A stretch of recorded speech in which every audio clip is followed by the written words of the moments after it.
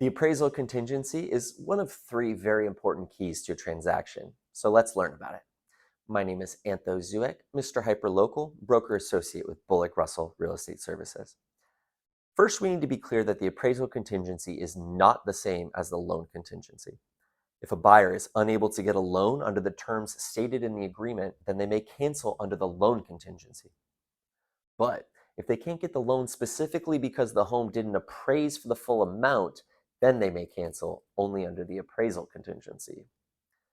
The appraiser is a professional who makes their own unbiased determination of the current market value of a property.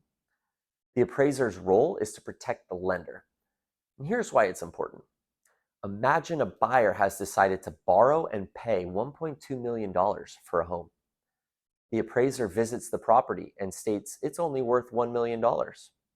If the lender were to continue with the transaction and then the buyer defaults on the loan, then the bank will take control of the home and sell it in foreclosure.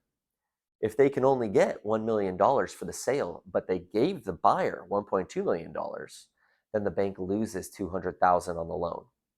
So the appraiser's job is to verify that the buyer's offer is at a safe valuation where the lender would be able to recoup their money if the buyer defaults. In the scenario stated, the home appraised for less than the purchase price, so the buyer is not obligated to continue with the purchase and may cancel under the agreement under the appraisal contingency.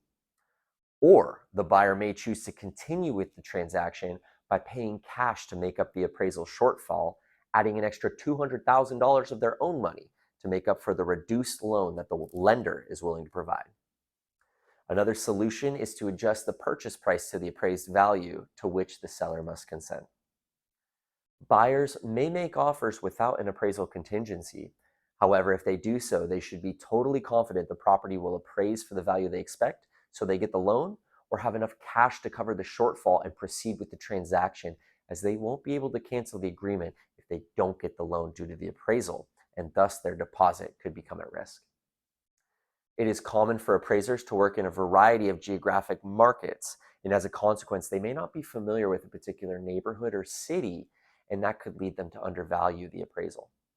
For this reason, I always provide the appraiser a list of recent comparable sales and do the homework for them so they can learn from a local expert and understand just how valuable the subject property is.